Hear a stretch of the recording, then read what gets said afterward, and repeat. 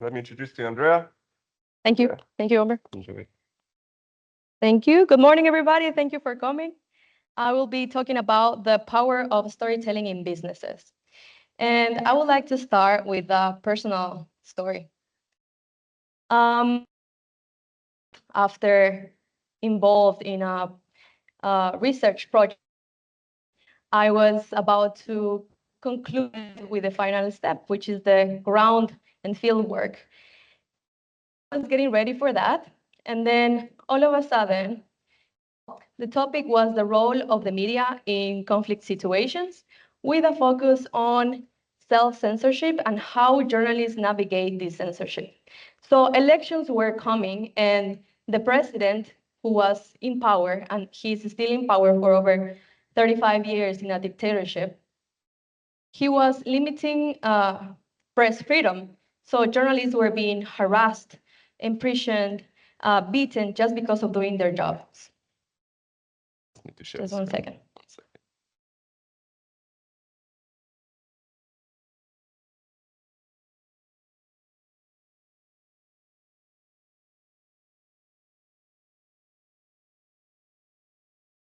Sorry, guys. Thank you, Omer. Okay, so the situation was critical in Uganda, and my mission was clear but heavy. So to go there, interview people who are media professionals, people who are authorities in communication, peace defenders, and journalists across both rural and urban areas in Kampala, the capital of Uganda. So 2 days before I was about to go on my journey for the first time in Uganda, a church exploded really near from where I was going to land. And as you can imagine, I was very scared. And protests were going on there in Uganda, and the situation was very chaotic. So as you can imagine, my family, all across the other side of the world in Ecuador, was very worried about this situation. Some of my friends urged me to reconsider the trip. And then deep inside, deep down, I knew that there was no turning back. So I just decided to go full of fear. I was bored in that plane. And I remember I carried with me this book, the Four Agreements. Many of you have heard of it, I'm sure. And because I couldn't sleep during the whole flight, I finished the whole book. And then I remember at one point, I opened the window and there it was, Africa at dawn.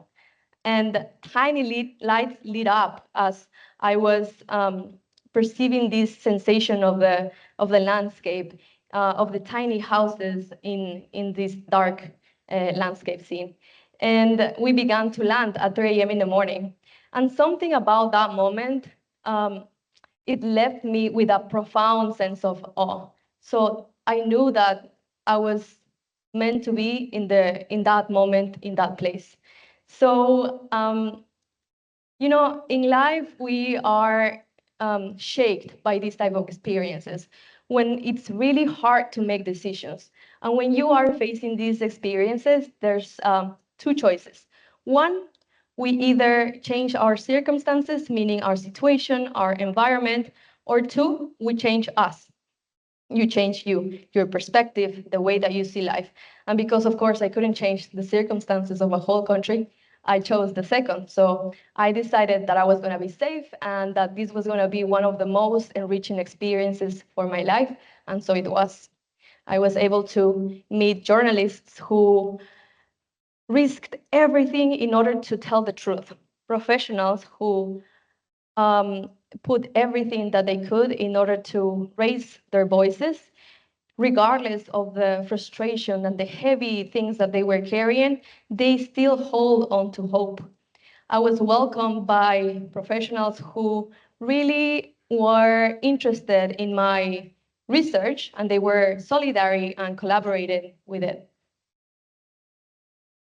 I was welcomed by children with beautiful smiles, and then I met Boaz, a young man whose love for photography really saved him from the traps of becoming a child soldier. And then eventually he became one of my best friends. When I went back to Germany, I didn't just come back with a bunch of data and information and the research. Um, I came with, I didn't come, talking just about the facts and Uganda. I came with Uganda in my voice. So Uganda didn't really teach me how to do storytelling.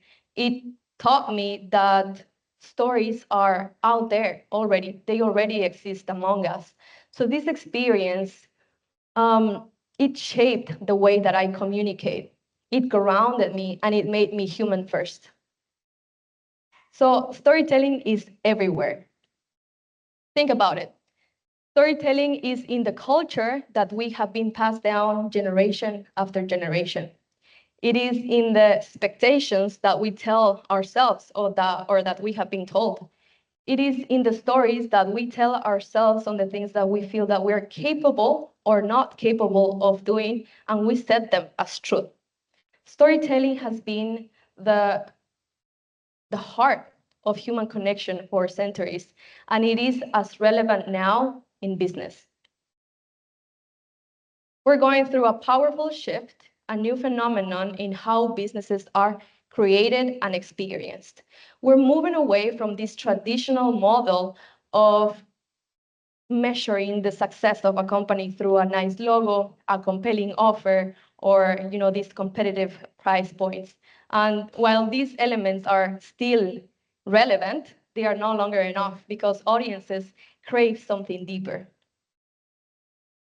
So 2 weeks ago, I was attending this event, the Cairns Crocodiles event, and this was an event where visionaries in marketing, in media, and advertising gathered, and we were part of several sessions and discussions.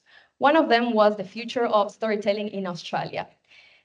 So as I was mentioning, we're moving and transitioning to this new phenomenon where we are no longer passive buyers. We're more selective, we're more skeptical, and therefore we want audiences to feel attracted to what they happily will be investing in something that resonates with their beliefs. And this is why storytelling is the foundation of future-ready businesses. We have to remember that businesses hold a big responsibility when it comes to creating the collective narratives, together with the media, with marketing, with advertising, with brands. And now my question is your story worth telling? Have you ever thought about it? Is your story worth telling? And the answer is yes. Everybody has a story. You only have to consider two main factors that makes your story more compelling and well-crafted. And according to communication, to psychology, to human behavior and narratives and theories that tell that how impactful a story can be, it has to follow these two key principles. First, it has to be true. And second, it has to be transformative. Why does it have to be true? As we are navigating this ecosystem where audiences are more skeptical, they can sense when a story is false, manipulated, exaggerated, or fake. And therefore, true stories are grounded in this true sense of experience, genuine experience, honest perception. And therefore, when you are portraying this message, it's easily to be felt. Audiences feel that and they get attracted to these narratives. They want to consume this because it aligns to their values. They appreciate what people are doing and connecting with them. So in life, we go through different motions. Why are we attracted to good stories? So there's two spirals in life. One that goes downwards, where patterns repeat, energy drains, and we feel stuck. I know that all of us, we have been there. And there's this other spiral that goes upwards, where challenges lead to insights, change sparks action, and we evolve. And as humans, we feel more connected to this type of stories, the ones that show transformation, that obstacles are overcome, and that we can finally see a way through our path. And we're doing this right now with this community that we have right here of founders. We're seeing transformative solutions through their businesses. And if you're not familiar with Impact 10X, this is an initiative that is crafted to bridge the gap between innovation, research, and marketing readiness. It was founded by Samantha, and she herself found many obstacles and challenges in commercializing groundbreaking ideas. So this is what we're here for. And the way that we are building storytelling for Impact 10X is that it's a story in motion, as Omer usually says. So a story in motion means that you are seeing yourselves as founders, as business owners throughout your whole transformative journey and your business. And we have been able to detect several archetypes among us. So we have the hero, the explorer, the visionary, the alchemist, and throughout the events, for example, the one that we're running right now in Connectivity Cafe, we're going to be able to listen more about these stories. With the simulator program and the venture builder that is coming in the end of the year.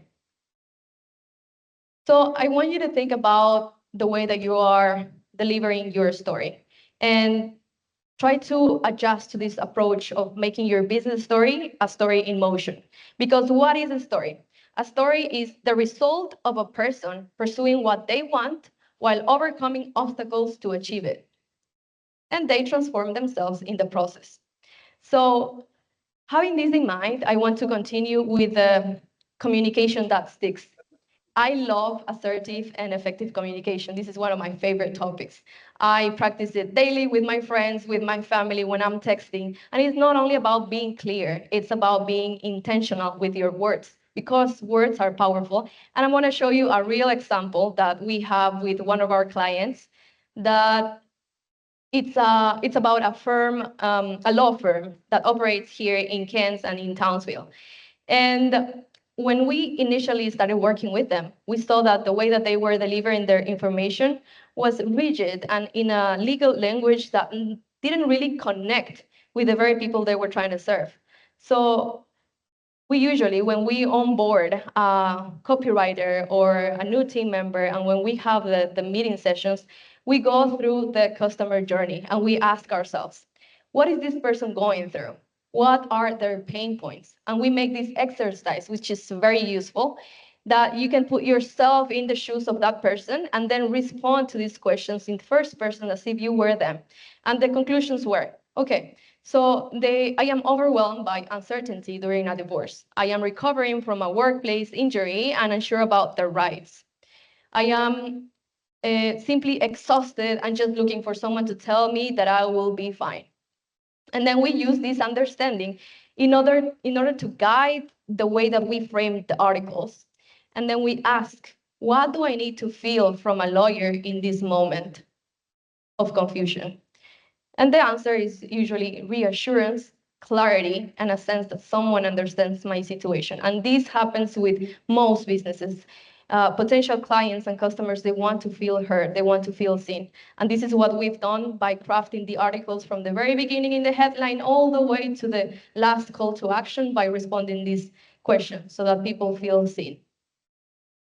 And the results, we have been able to see over the last few months how the engagement on the website grow significantly. We're able to see that the website was ranking on top searches on Google and also on AI overview. And of course, the client was super happy. And in order for you to create and compel a good story, you gotta follow these questions. I noticed that I bold here the word feel. So, can I feel someone is pursuing what they want? Can I feel obstacles are being overcome? Can I feel a sense of transformation in the process? And who was the customer before they met you, and who are they after? Now I want to talk about this topic that I love, which is mental fitness. And it applies to your day-to-day life all the time. It's all based on the way that your internal dialogue is working daily. And mental fitness is about telling a story from power, not lack. It all comes down to self-awareness. And self-awareness is the base of everything. It's the way that you lead your team, it's the way that you communicate, it's the way that you are building your internal dialogue, if you're ruminating with your thoughts or not. How quickly can you shift from these thoughts when they are coming from a scarcity place? Time management, mental health, resilience, experiences, decision making, and the list goes on. Everything is based on self-awareness. And when you are compelling your own narrative, you wanna switch quickly to these thoughts of pursuing something. When I meet with business owners, I find that they often feel, overwhelmed, exhausted, ready to quit, and that's totally understandable because it's part of the process. But it is in these moments, especially in these moments, when you have to catch yourself there and make the mind shift. This is what mental training is about, to catch it there and then be able to switch your own narrative and therefore your business narrative. So I want to make a quick role play right here with you guys. I am going to be the business owner that is frustrated and ready to quit. And you're going to be the business owner that is looking beyond limitations. Okay? I'll start here. So instead of saying, I don't have the resources I need, say, I'm maximizing the resources that I now have available to innovate and grow. Okay, so you go next. I'm not sure. I'm the business owner that is exhausted. Okay, so instead of saying, I'm not sure if I can do this, say, amazing. So instead of saying this is extremely hard, I cannot do it, say, I'm turning challenges into opportunities for growth.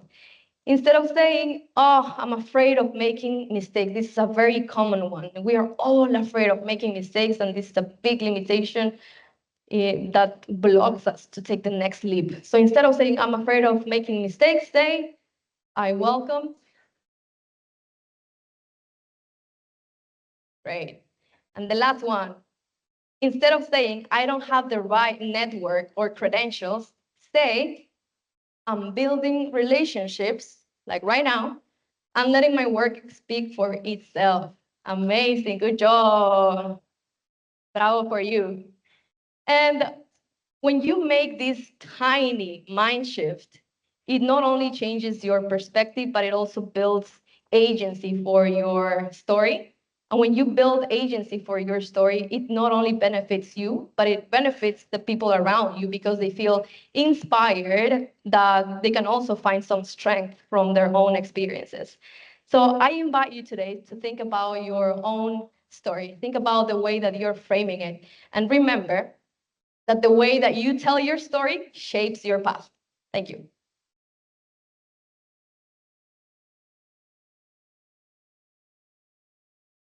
For the ones who feel interested on knowing more about storytelling, we created an article on the Mind Design's website. Feel free to scan the code and connect with the website.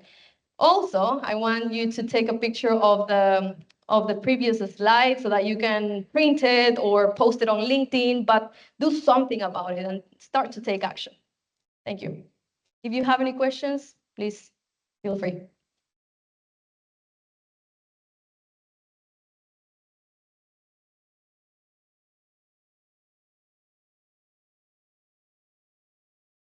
No question?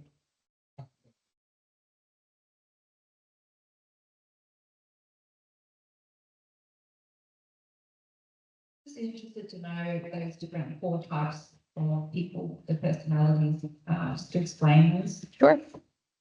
So we're going to go back to the archetypes. Archetypes are a really good first step in order to understand what our personality is all about. So there's people who are scientists, for example, and they are falling more into the explorer. They want to experiment. The alchemist as well. They want to do tests and trials.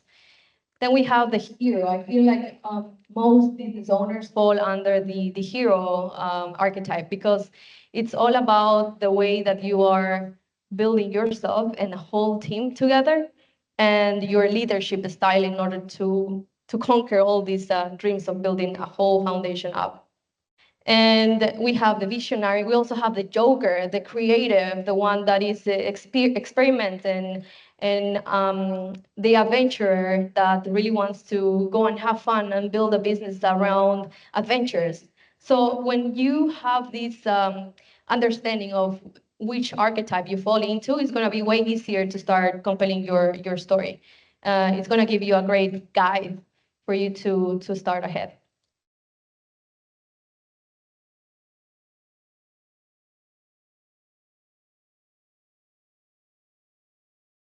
I think as founders, we like to share our story of how we came up with the business. I think it'd be good. Yeah, when speaking out of founders, what issues do you have with the way that we convey stories that we could do better? Were you speaking about your failures, you said? Well, what's ways to tell our story better? Is it too long? Is it, Oh wow, you can play around with storytelling, and now because we have all this freedom through this digital era, you can do it on a small copy on your website or a long form video telling your story. You can play around with any type of format, but the main idea is to tell your story in a way that it's inspiring for others. That's what attracts the audiences more, because yes, sometimes we tell stories from pain, and that's okay. And while vulnerability is it's a way to connect, a very powerful way to connect, oftentimes it's misleading and it needs redirection because it tends to fall under victimhood. And nobody wants to hear that. Nobody wants to hear complaints or strategy. You want to be able to turn yourself into another person despite the pain, because you are not you don't only own the lesson, you own the lesson, but not the wound. And this is exactly the message that you want to portray. I remember your story is very inspiring as well in the way that you build your business and the resilience that you found in order to create your platform, which is a great way to connect with people, because most of us feel overwhelmed and then burn out with work. And reminding ourselves about this resilience is super important too. Thank you, Igor. Anybody else?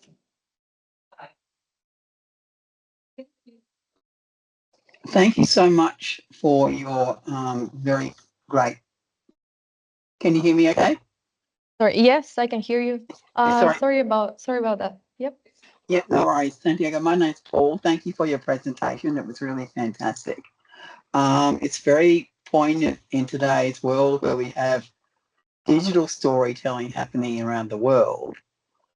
And what are your suggestions if people have found that their stories have been misused or misrepresented, or there's been some fakery in some way with the age of AI and that sort of thing? Have you seen stories like that happening in your research at all yet? Or Oh yes, yes, definitely. Like the moment that you put your story out there, it doesn't belong to you anymore. It's yeah, that's right. distribution.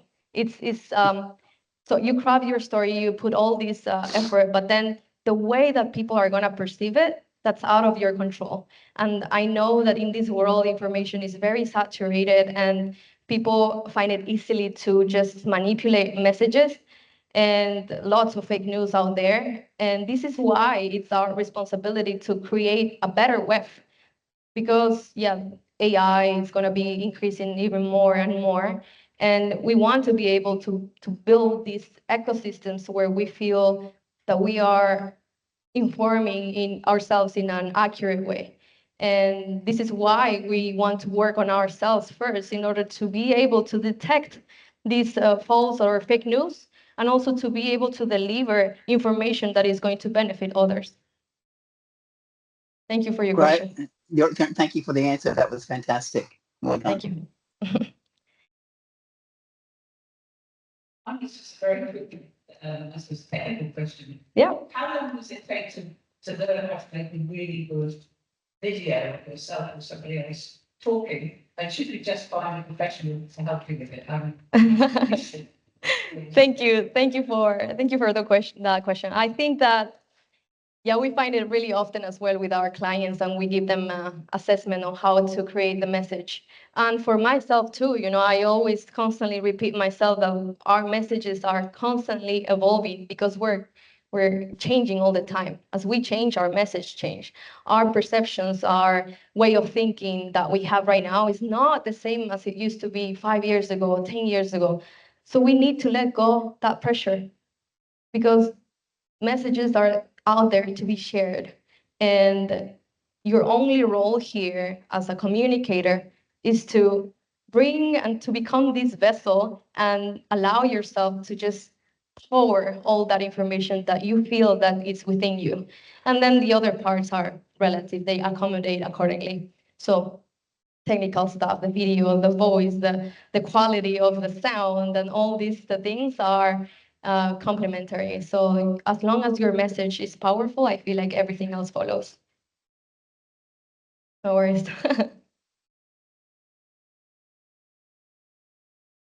That's a great story to tell. What do you do to make sure that the story that you tell is retold by others in the same way that you want, with the values that you want? So how does the story expand beyond what you say? Wow, that's a very profound question. And as I was mentioning before, that's out of my control. The way that we perceive things, each one of us, all of our minds, each mind that we have right here is full of an infinite amount of experiences that shaped you into the person you are. So whatever I am saying right now, it's all up to you the way that you are going to understand the message.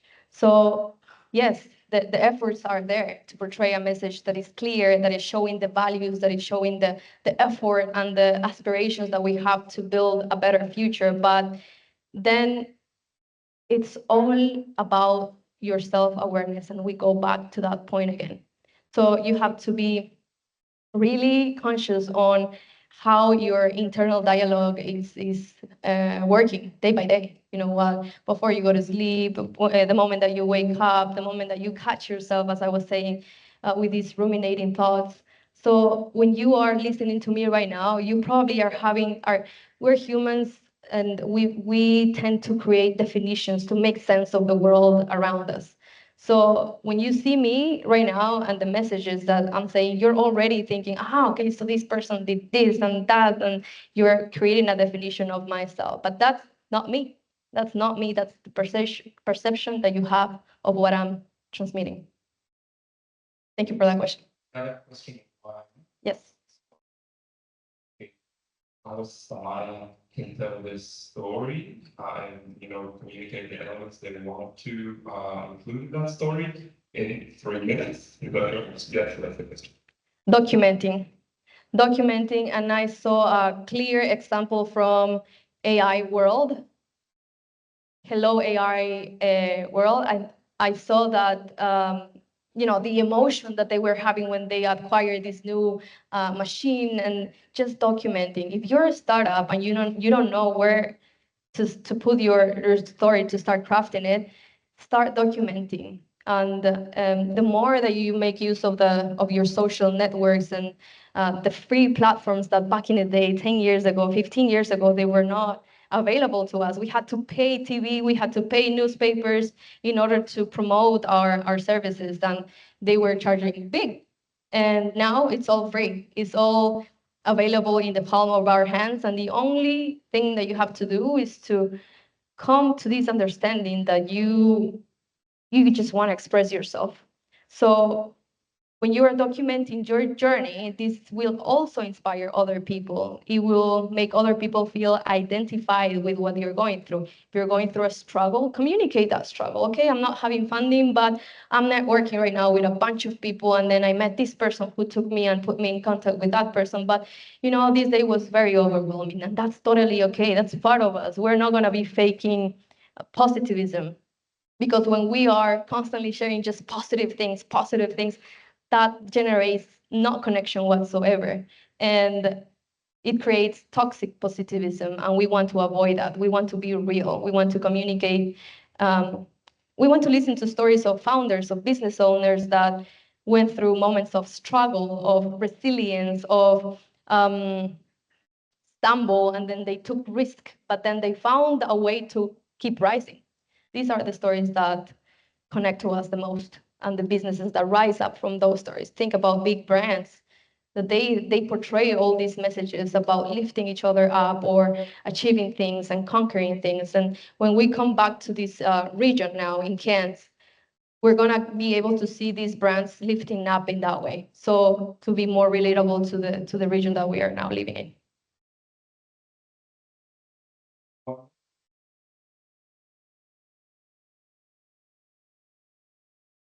Thank you. Share with your thoughts on storytelling on LinkedIn, both from the founder's perspective and also more generally. I guess specifically, you mentioned toxic positivity before, but are there ways we can craft stories to share achievements without falling into that space, and any other hot tips you might have on LinkedIn? Wow, yeah, thank you for asking that. I have I was telling one of my friends that I have been facing this,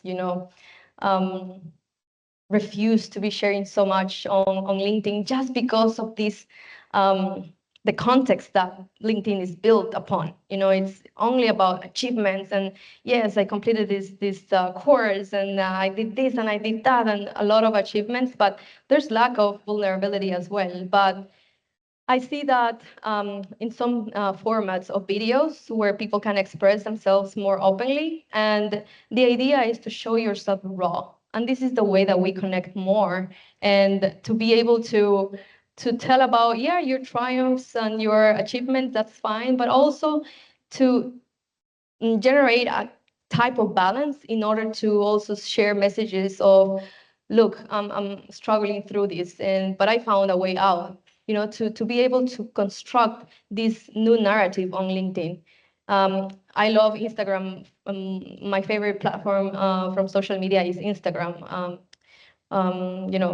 More than Facebook or LinkedIn.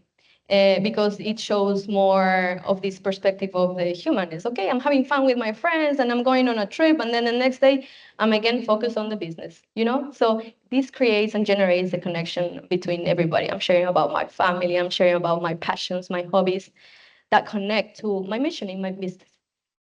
Thank you so much. My Instagram handle, it's Andre, Andrejoha1.